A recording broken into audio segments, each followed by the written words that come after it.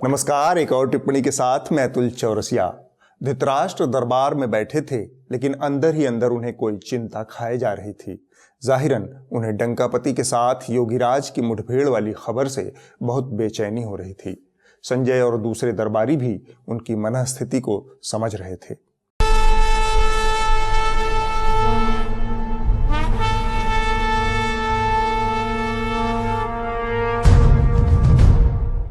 धृतराष्ट्र ने दाढ़ी खुजाते हुए पूछा, जम्बूद्वीप से कोई खबर? डंकापति और योगीराज की मुठभेड़ किस अंजाम तक पहुंची? संजय ने स्थिर चित्त के साथ कहा, चाय की प्याली में तूफान उठा था महाराज। योगीराज ने डंकापति के दरबार में बीते हफ्ते हाजिरी बजाई। अंदर खाने की कोई बात तो बाहर नहीं आई, लेकिन हाव भाव बता रहे हैं कि योगीराज को उनकी यथा योग्य हैसियत का एहसास करवा दिया गया है। डंकापति से मुलाकात के बाद योगीराज ने एक ट्वीट किया। उसकी एक लाइन में ही योगीराज के आत्मसमर्पण की पूरी कहानी है। उन्होंने लिखा, अपनी व्यस्ततम दिनचर्या से भेंट के लिए समय प्रदान करने व आत्मीय मार्गदर्शन करने हेतु आदरणीय प्रधानमंत्री जी का हृदय तल से आभार। हवा में उड़ रहे योगीराज हृदय तल, बोले तो बॉटम ऑफ द हार्ट में बैठ गए हैं। फिलहाल योगीराज दिल्ली दरबार में साष्टांग दंडवत हो चुके हैं। धृतराष्ट्र के चेहरे पर संतोष के भाव उभरे। थोड़ा रिलैक्स मुद्रा में आते हुए उन्होंने सिंहासन के ऊपर दोनों टांगें फैला दी। दरबारियों ने भी चैन की सांस ली। तभी धृतराष्ट्र ने दूसरा सवाल दाग दिया, फिर तो डंकापति की मौज आ गई होगी। संजय ने कहा, वो पहले से ही मौज में है महाराज। हफ्ते भर पहले जोश जोश में उन्होंने राष्ट्र को संबोधित कर डाला। धृतराष्ट्र चकित भाव से बोले, ओह, इस बार क्या बोल गए? संजय ने कहा, बोले तो क्या महाराज, बस जगहसाई हो गई। हालत ऐसी है कि हैं तो देश के प्रधान, लेकिन उनकी बात का वजन इतना कम हो चुका है कि इधर वो कुछ बोलते हैं और दूसरी तरफ लोग फैक्ट चेक करने लगते हैं। जो भी उनका भाषण लिख रहा है उसकी तनख्वाह में तत्काल कटौती की जरूरत है। झूठ, गलत बयानी, आधे तथ्य, अधूरी तस्वीर, यही सब है। धृतराष्ट्र ने टोका, ऐसा क्या बोल दिया? संजय ने कहा, एक एक कर बताता हूं, ध्यान से सुनिए महाराज। डंकापति ने कहा, तो भारत में वैक्सीनेशन का कवरेज 2014 में भारत में वैक्सीनेशन का कवरेज सिर्फ 60% के आसपास था, 60% के आसपास था। जबकि सच्चाई ये है महाराज कि WHO के भारतीय चैप्टर और यूनिसेफ और साथ में स्वास्थ्य मंत्रालय के एक सचिव की 2016 में आई एक रिपोर्ट बताती है, 1999 से 2013 के बीच राष्ट्रीय स्तर पर टीकाकरण में अपेक्षाकृत सुधार हुआ है। BCG वैक्सीन 74% से बढ़कर 91% हो गई है।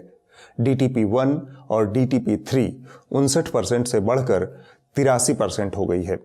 ओरल पोलियो वैक्सीन की तीसरी खुराक 57% से बढ़कर 82% हो गई है। इसी प्रकार मीजल्स की वैक्सीन 56% से बढ़कर 83% हो गई है। धृतराष्ट्र ध्यान से सुन रहे थे। संजय ने डंकापति का अगला बयान उनके सामने रख दिया। कई राज्य सरकारों ने फिर कहा कि वैक्सीन का काम डिसेंट्रलाइज किया जाए और राज्यों पर छोड़ दिया जाए। हमने सोचा कि राज्य ये मांग कर रहे हैं, उनका उत्साह है, तो चलो भाई 25% का काम उन्हीं को सुपुर्द कर दिया जाए, उन्हीं को दे दिया जाए। धृतराष्ट्र ने कहा, इसमें क्या गलत कहा? संजय ने जवाब दिया, दरअसल महाराज डंकापति अपनी असफलता की जिम्मेदारी राज्यों के सिर फोड़ना चाहते हैं। राज्यों ने कहा था वैक्सीन के वितरण पर केंद्र जो कुंडली मारकर बैठा है उसमें थोड़ा ढील दी जाए। बहुत से राज्य घर घर वैक्सीन पहुंचाना चाहते थे, लेकिन डंकापति ने सिरे से खारिज कर दिया था। वैक्सीन की खरीद से लेकर बंटवारे तक की जिम्मेदारी बाद में राज्यों के सिर छोड़ दी गई। इस फैसले का समय बहुत महत्वपूर्ण है। डंकापति ने जब अपना पिंड छुड़ाया तब अप्रैल और मई का महीना चल रहा था। कोरोना की दूसरी वेव तांडव मचा रही थी। लोग अस्पताल, ऑक्सीजन, दवाई के लिए त्राही त्राही कर रहे थे। डंकापति के मंत्री और संतरी सब लापता हो गए थे। ऐसे गाढ़े वक्त में अपनी जिम्मेदारी से बचते हुए डंकापति ने 18+ वालों की वैक्सीन से अपना पिंड छुड़ा लिया और सारा ठीकरा अब वो राज्यों के सिर फोड़ रहे हैं। डंकापति के इस फैसले की एक और वजह रही 31 मई को सुप्रीम कोर्ट द्वारा वैक्सीन नीति पर की गई कठोर टिप्पणी। सुप्रीम कोर्ट ने केंद्र की वैक्सीन नीति पर कड़ा प्रहार करते हुए इसे मनमाना और अतार्किक बताया। धृतराष्ट्र को लगने लगा कि मामला गंभीर है, सो उन्होंने आगे की कहानी बांचने को कहा। संजय ने कहा, इसी तरह बातों बातों में डंकापति ने बोल दिया, आप कल्पना कर सकते हैं कि अगर कोरोना की दूसरी वेव से पहले हमारे फ्रंटलाइन वर्कर्स को वैक्सीन नहीं लगी होती तो क्या होता। संजय ने कहा, जब आप बहस को क्या होता है पर फोकस कर देते हैं तब बहुत चालाकी से क्या हुआ वाली बहस को आप गायब कर देते हैं। धृतराष्ट्र के पल्ले कुछ नहीं पड़ा, सो उनके मुंह से एक शब्द निकला, मतलब। संजय ने कहा, मतलब यह महाराज कि अगर आप लोगों से यह कहना शुरू कर दें कि हमने अगर फला उपाय न किया होता तो 2 करोड़ से ज्यादा लोगों की मौत हो जाती। लोग कहेंगे, हाँ बात तो सही कही, लेकिन करोड़ों की इस चालाकी में उन लाखों लोगों की मौत का मुद्दा गायब हो जाता है जो वास्तव में मर गए। यानी आपको एक काल्पनिक स्थिति का डर दिखाकर वास्तविकता से आपका ध्यान भटका दिया जाता है। अब कुछ बात धृतराष्ट्र को समझ आने लगी थी। डंकापति उस काल्पनिक स्थिति पर भाषण दे रहे थे कि क्या होता, लेकिन उस पर बात नहीं कर रहे कि अप्रैल और मई के महीने में इस देश में क्या हुआ। धृतराष्ट्र को कोफ्त होने लगी थी, लेकिन डंकापति के राष्ट्र के नाम संबोधन वाली कलाकारी के मोह से वो खुद को रोक नहीं पा रहे थे। संजय ने कहा, इसी तर्ज पर एक और गलत बयानी दर्ज हुई। भारत ने 1 साल के भीतर ही 1 नहीं बल्कि 2 made in India vaccine launch कर दी। धृतराष्ट्र ने पूछा, क्या इसमें भी कुछ गलत है? संजय ने जवाब दिया, अब तक सिर्फ एक ही वैक्सीन है जिसे मेड इन इंडिया कहा जा सकता है, वो है भारत बायोटेक की कोवैक्सीन। दूसरी वैक्सीन कोविशील्ड है जिसे ऑक्सफोर्ड एस्ट्राजेनेका ने विकसित किया है। लेकिन डंकापति चौड़े से एकाधिक मौकों पर कहते आ रहे हैं कि 2 मेड इन इंडिया वैक्सीन बनी हुई है। धृतराष्ट्र का माथा ठनक गया। उन्होंने कहा, ऐसा भी सफेद झूठ बोल सकते हैं डंकापति? संजय से कुछ कहते न बना। धृतराष्ट्र उठे और चुपचाप अंतःपुर को लौट गए। धृतराष्ट्र संजय संवाद में इस हफ्ते बस इतना ही। प्रधानमंत्री ने राष्ट्र को संबोधित किया, अपनी वैक्सीन नीति पर यू टर्न लिया, लेकिन दुमछल्ले मीडिया और फिल्म सिटी की बैरकों में घात लगाए एंकराओं ने इसे सोहरगान में तब्दील कर दिया। पूरे भाषण का सिर्फ एक वाक्य उड़ा लिया, मोदी जी सबको फ्री वैक्सीन देंगे। सबसे पहले प्रधानमंत्री नरेंद्र मोदी के ऐतिहासिक संबोधन का विश्लेषण करेंगे। सबसे महत्वपूर्ण निर्णय के तहत अब भारत सरकार देश में 18 से 44 वर्ष की उम्र के लोगों को मुफ्त वैक्सीन लगाएगी। प्रधानमंत्री नरेंद्र मोदी ने कोरोना की वैक्सीन को सभी के लिए फ्री कर दिया है। देश के नाम संबोधन में प्रधानमंत्री ने 18+ के लोगों को भी फ्री वैक्सीन देने का ऐलान किया है। तो केंद्र की मोदी सरकार ने हाल ही में सभी को मुफ्त टीका देने का ऐलान किया है। लेकिन अब कुल मिलाकर सब कुछ एक्सपोज होकर सामने आ गया। बीजेपी कह रही है कि नरेंद्र मोदी है तो मुमकिन है, नहीं तो विपक्ष के बस की नहीं। खुदा माफ करे, मुफ्त की चीजें कभी इतनी हसीन न हुआ करती थी जितना मोदी जी के इस यू टर्न से हो गई। ज्यादा नहीं, हम बस 1.5 साल पहले की बात कर रहे हैं। तब इन्हीं एंकराओं को लगता था कि लोगों को मुफ्त की चीजें बांटकर हरामखोर, माफ कीजिएगा, मुफ्तखोर बनाया जा रहा है। लेकिन यह तर्क जगत गुरु मोदी जी के लिए नहीं चला, यह किसी और के लिए था। दिल्ली के मुख्यमंत्री अरविंद केजरीवाल के मुफ्तखोर पॉलिटिक्स के बारे में। लेकिन देखा जाए तो प्रधानमंत्री नरेंद्र मोदी ने मुफ्त वैक्सीन की एक तीर से 4 निशाने लगाए। लोगों की सेहत की सलामती की गारंटी हो सकती है, सुप्रीम कोर्ट का गुस्सा शांत हो सकता है, विरोधियों को चारों खाने चित किया जा सकता है और छवि को और ज्यादा चमकदार बनाया जा सकता है। दिल्ली के मुख्यमंत्री अरविंद केजरीवाल ने लोगों को एक और चुनावी लॉलीपॉप दिया है। केजरीवाल ने दिल्ली वालों को पानी का बकाया हुआ बिल माफ करने का ऐलान कर दिया है। प्रधानमंत्री नरेंद्र मोदी ने आज अपने एक फ्री हिट से विरोधियों की जुबान बंद कर दी। दिल्ली में एक बार फिर फ्री की बिजली, फ्री का पानी और मुफ्त बस यात्रा जैसे मुद्दे हावी रहे हैं, क्योंकि दिल्ली की जनता को पैसा नहीं देना है। दिल्ली देश की राजधानी है, लेकिन अब इसे मुफ्त वाली सुविधाओं की राजधानी भी बनाया जा रहा है। सरल शब्दों में कहें तो राज्य सरकारों के नाकाम होने के बाद केंद्र सरकार ने इस काम को अब अपने हाथों में ले लिया है। यही वजह है कि हम सरकार के इस फैसले को राजनीतिक विरोध की वैक्सीन कह रहे हैं। दूसरों के इशारे पर नाचने का यही नतीजा होता है, खासकर सियासत के इशारे पर नाचने का। तुम छल्ले मीडिया के एंकराओं को एहसास ही नहीं हुआ कि महज 1.5 साल पहले उनकी जुबान फ्री को लेकर क्या क्या गुल खिला चुकी है। खैर, आप इस मसले को थोड़ा अलग तरीके से समझें। जिसको फ्रीबीज कहकर गाली बनाने की कोशिश इन एंकराओं ने की, वह तो इनके दिवालियेपन का नतीजा है। भारत एक वेलफेयर स्टेट यानी कल्याणकारी राज्य है। हमारे संविधान का 38वां अनुच्छेद इसकी व्याख्या करते हुए कहता है कि राज्य लोगों की भलाई, उनके जीवन स्तर में सुधार के लिए काम करेगा। दिक्कत यह हुई कि यह संविधान 70 साल पहले तैयार हुआ था। तब कहां किसी को पता था कि सरकारें पूंजी की गुलाम हो जाएंगी। राज्य संविधान में तो कल्याणकारी बना रहेगा, लेकिन सरकारें प्राइवेट हाथों में खेलने लगेंगी और प्राइवेट का सारा जोर मुनाफे पर होता है। आपको तो पता ही है कि मुनाफा और वेलफेयर साथ साथ नहीं चल सकते। ऐसे में इस बात की शिद्दत से जरूरत महसूस होने लगी कि राज्य कम से कम नागरिकों की मूलभूत आवश्यकताओं, जिसमें शिक्षा, स्वास्थ्य, अनाज, सड़क, बिजली और पानी आदि अपने साधन विहीन नागरिकों को मुहैया करवाएं। यह कोई भारत की बात नहीं है। दुनिया के अमीर से अमीर देश भी इस तरह की सुविधाएं अपने नागरिकों को देते हैं, लेकिन अनपढ़ एंकरों ने इसे सिर्फ वोट और मुफ्तखोरी की इकहरी नजर से देखा। किसी को कहां पता था कि कालांतर में जब मोदी जी प्रधानमंत्री बनेंगे, तब देश का मीडिया उनका दुमछल्ला बन जाएगा। मीडिया आजाद रहे, इसकी जिम्मेदारी अब आपको उठानी पड़ेगी। सरकारें और कॉरपोरेशन मीडिया को दुमछल्ला ही बना सकते हैं। न्यूज लॉन्ड्री को सब्सक्राइब कीजिए और गर्व से कहिए, मेरे खर्च पर आजाद हैं खबरें। बीते हफ्ते जितिन प्रसाद नाम के एक नेता कांग्रेस छोड़कर भाजपा में चले गए और मुकुल राय नाम के भाजपा के राष्ट्रीय उपाध्यक्ष ममता बनर्जी की पार्टी में चले गए। कांग्रेस को बड़ा झटका लगा है, क्योंकि टीम राहुल के एक और सदस्य जितिन प्रसाद ने कांग्रेस छोड़कर बीजेपी में वो शामिल हो गए हैं। बंगाल बीजेपी के बड़े नेता और उपाध्यक्ष मुकुल रॉय की घर वापसी हो रही है। अब कायदे से इस खबर पर मीडिया की क्या भूमिका होनी चाहिए थी?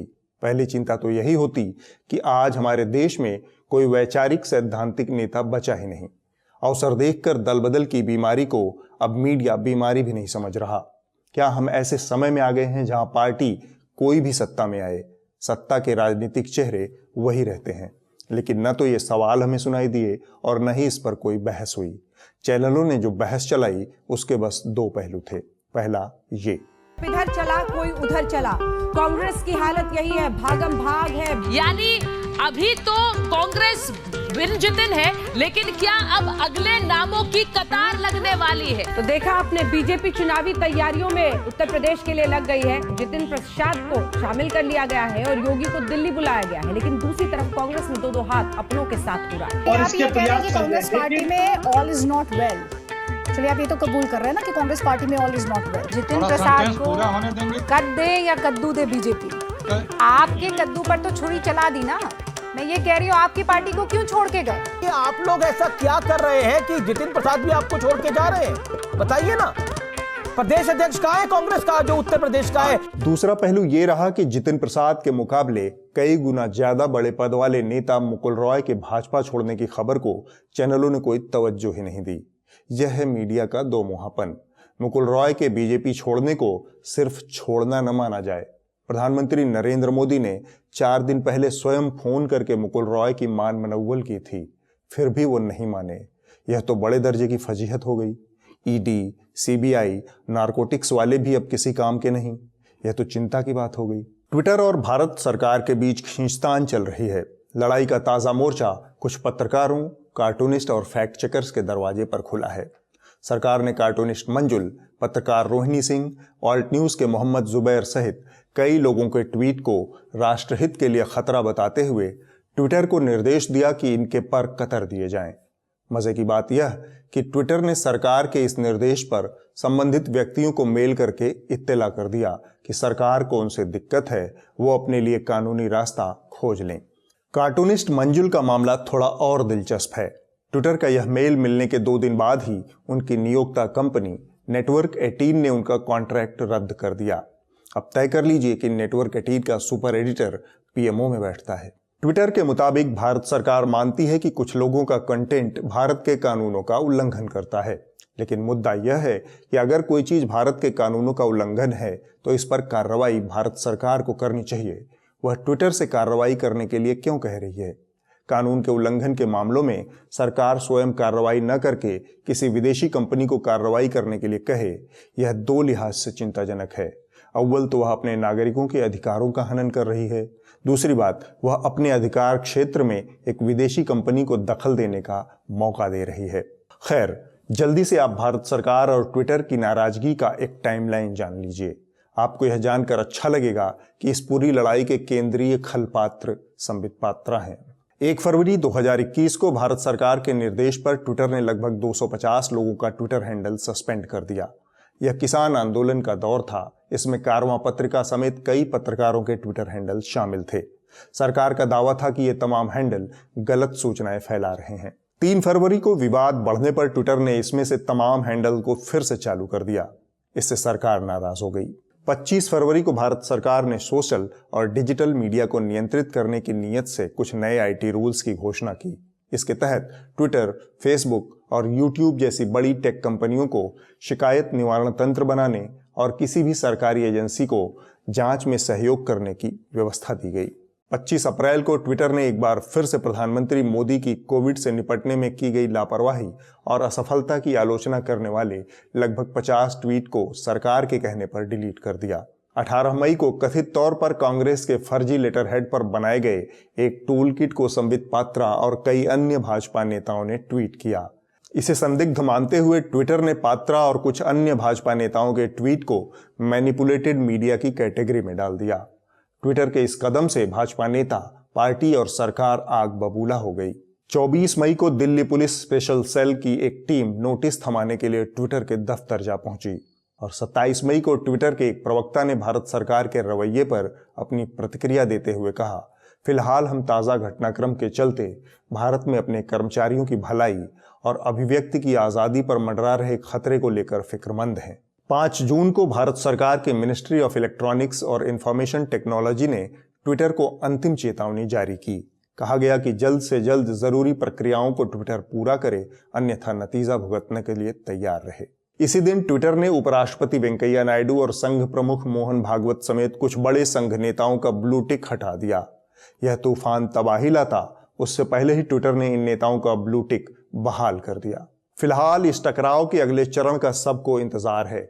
खबर है कि ट्विटर ने सरकार से कहा है कि वह नए आईटी नियमों को अपनाना चाहती है, बस उसे थोड़ा समय की दरकार है क्योंकि कोविड महामारी के चलते स्थितियां सामान्य नहीं हैं।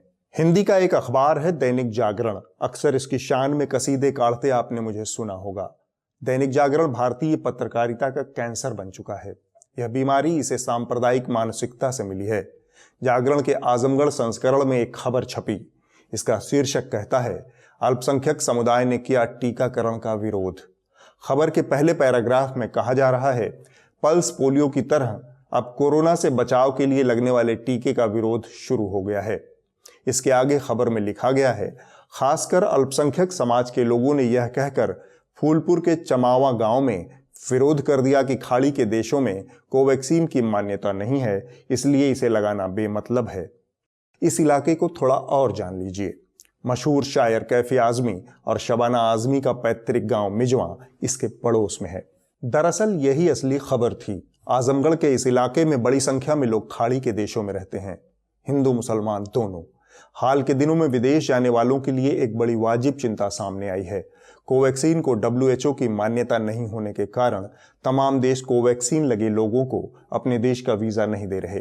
खाड़ी देशों में भी यही प्रक्रिया अपनाई जा रही है। विश्वगुरु की यह हालत है कि एकमात्र मेड इन इंडिया वैक्सीन को विश्व स्वास्थ्य संगठन मान्यता ही नहीं दे रहा। लिहाजा खाड़ी देशों में मजदूरी करने वाले ग्रामीण कोवैक्सीन की जगह कोविशील्ड लगाने की मांग कर रहे थे। इस खबर को सांप्रदायिक जागरण ने तोड़ मरोड़ कर इस तरह लगाया मानो मुस्लिम समुदाय कोरोना के टीके का ही विरोध कर रहा हो। Dainik Jagran, get well soon. ईश्वर आपको सेहत अता फरमाए। अब वक्त है इस हफ्ते की रिपोर्ट का। जो कही जा रही थी बातें कि अंदर में भी सोशल डिस्टेंसिंग का ख्याल रखा जाएगा। ट्रेनें तो खुल दी हैं, लेकिन कैसे स्टेशन पर thousands of the migrants workers in different groups walking. इस हफ्ते की रिपोर्ट द क्विंट हिंदी से है। यह कहानी योगेश बंजारे नाम के एक युवक की है जो मुंबई में लिट्टी चोखा बेचते हैं, अपना घर चलाते हैं, छोटे भाई को पढ़ाते हैं। लेकिन इससे भी अहम एक बात यह है कि योगेश की रेहड़ी से कोई भूखा नहीं जाता, चाहे उसके पास पैसा हो या ना हो। हफ्ता में 2-1 दिन तो जरूर ही आ जाते हैं इधर। हम जब भी आते हैं हमेशा लिट्टी चोखा खाते हैं। हफ्ते को 7 दिन लगाता हूँ, एक दिन भी छुट्टी नहीं। क्योंकि एक दिन मतलब बहुत होता है, रोज़ का जोड़ना पड़ता है पैसा कि कुछ रूम का दूँ, कुछ घर भेजूँ। कोई भी आता है उसके पास पैसा रहे या ना रहे, मैं सबको देता हूँ, क्योंकि खाने की चीज़ है। एक टाइम पे मैं भी भूखा था, मेरे को किसी ने हेल्प किया था, आज मैं भी कर देता हूँ। अगले हफ्ते होगी एक और टिप्पणी। हमारा एक कार्यक्रम है NL रिसेस। इसमें हम अलग अलग क्षेत्र की हस्तियों के साथ बातचीत करते हैं, साथ ही हमारे सब्सक्राइबर उनसे सीधे तौर पर जुड़ते हैं, अपने विचारों को साझा करते हैं।